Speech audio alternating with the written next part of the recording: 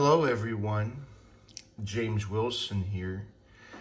And today we're going to do a video on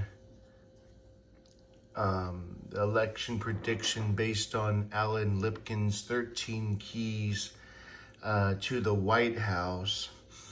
And according to Lipkin, there's 13 keys that you have to hold.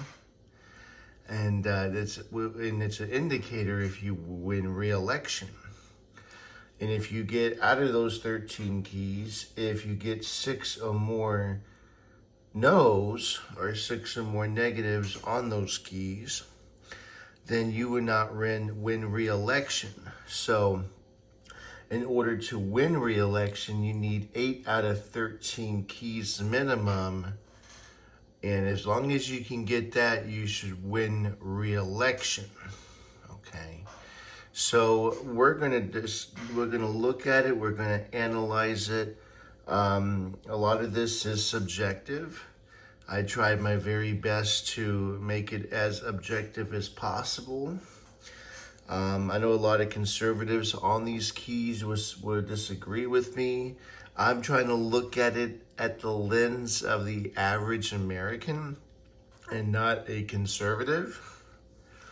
Because we can go back and forth about, is it this, is it that? I'm really trying to look at it through the lens of the average American. So we're going to get started with this. So key number 1 is the party mandate. After the midterm elections, the incumbent party holds more seats in the U.S. House of Representatives.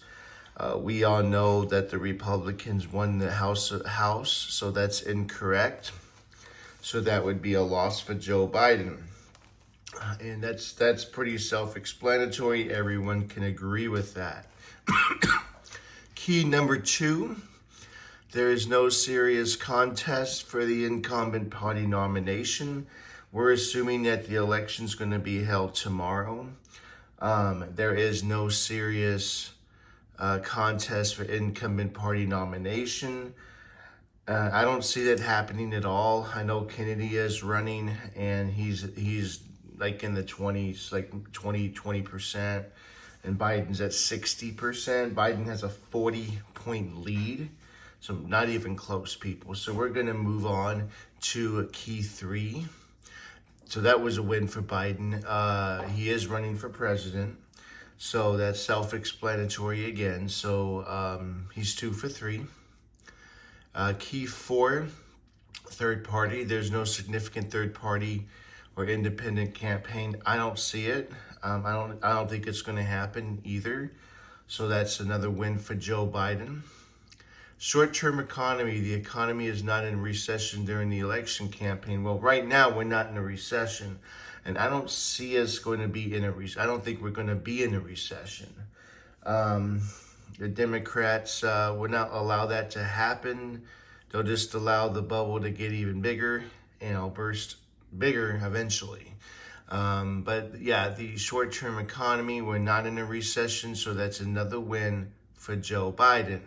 And so far with the first 5 keys, it's pretty self-explanatory. There's not any room really for debate, but now we're going to the next set of keys, and there might be some room for debate. Key 6, a long-term economy.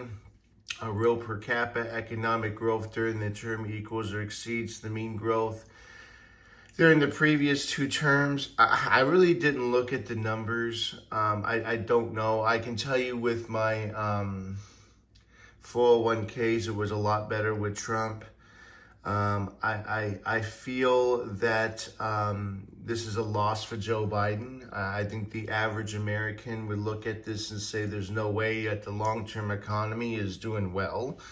And so I put it as a loss. I think it really, it looks at the average American and how they feel. I do feel that the majority of them feel that the long-term economy is no good. So we're going to move on. The key 7, the incumbent administration affects major changes in national policy. I know Joe Biden tried to do the student loan debt forgiveness program, which was $10,000 per person, but a judge knocked that off. And so that was a big failure. I don't really see, other than that, I don't really see any major changes in national policy. Now, please comment if that's incorrect, but I don't. And so that's a loss for Joe Biden. Key 8, social unrest. There is no sustained social unrest during the term.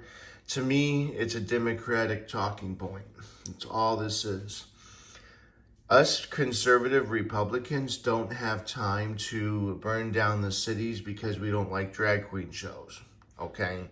We don't have time to do any of that kind of stuff. So typically this happens when a Republican's in office, not a Democrat.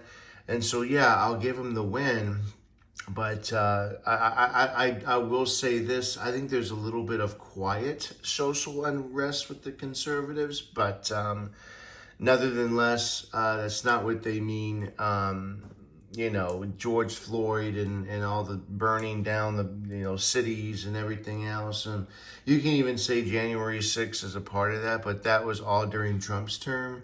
The truth is the truth is how people perceive it. So if whatever the media puts out there is how people perceive it. And so right now, I'm going to say that that's a win for Joe Biden. There's no social unrest at this time. As I said, I'm trying to be as clear as possible. Key number 9 is a scandal. The incumbent administrator there's no major scandal. Now, we can talk about the money.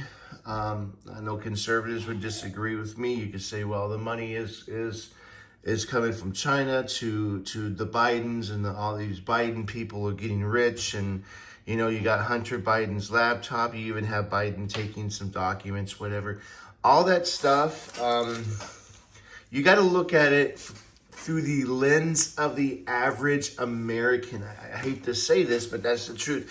You have to look at the lens of the average American, and there is no scandal according to the average American, in my opinion. There is no major scandal like with Bill Clinton. There is a major scandal. With Richard Nixon, there is a major scandal. But with Joe Biden, there's not really any major scandal, even though conservatives would disagree. It's all about what's out in the media. It's all about, there is no major scandal at this point. So I have to give a win to Joe Biden on this. I know a lot of people disagree, but I have to look at the lens of the average American. Key 10, foreign military failure. The incumbent administration suffers no major failure in foreign military affairs. I'm going to get hit hard on this. Afghanistan was 3 years ago, okay, or 2 years ago, over 2 years ago. That was a major failure in my opinion, but people are not thinking about that now. They're thinking about the Russian and the Ukraine war, but there's no vibe of a major military failure, folks. I hate to say it. I disagree with it. I know conservatives are going to say there's a major military failure, but you have to look at the lens of the average American. And the average American, right now, there is no major military failure, And I don't know if Lincoln would agree with this or not, but I'm going to go ahead and give the win to Joe Biden. I don't see military failure. Key 11 is foreign military success. No, there's no military. What military success are you talking about? There is no military success. So that's a loss for Joe Biden. Key 12, incumbent charisma. The incumbent party candidate is charismatic or a national hero. No, he's not. He's completely opposite of charismatic. Joe Biden is not charismatic by any means. Now, key 13 is very, very interesting. Key 13 is, people are going to disagree. I don't really care. Challenger charisma, The challenging party candidate is not charismatic or a national hero. Or a national hero. I don't consider Trump a national hero, but is he not charismatic? Okay, he's been on TV. He had The Apprentice. He goes out. How can he not be charismatic? I mean, he's not uncharismatic. You know? And so, with that in mind, that is a loss for Joe Biden, in my opinion, because Trump is, you can't call Trump uncharismatic. You cannot call Trump uncharismatic. So that's a loss for Joe Biden. So when you look at and you tally everything up, according to Limkin's Keys to Success, Biden has 6 keys that he missed on. Midterm gain, strong long-term economy, policy change, foreign and military success, incumbent charisma, and challenging party is not charismatic. That means you lose. Okay, you lost 6 keys, you lose. So according to Limkin, you lose, folks. You lose. Let me know what you think in the comments section. Like and subscribe to my channel. Any comments would be greatly appreciated. Thank you. You lose.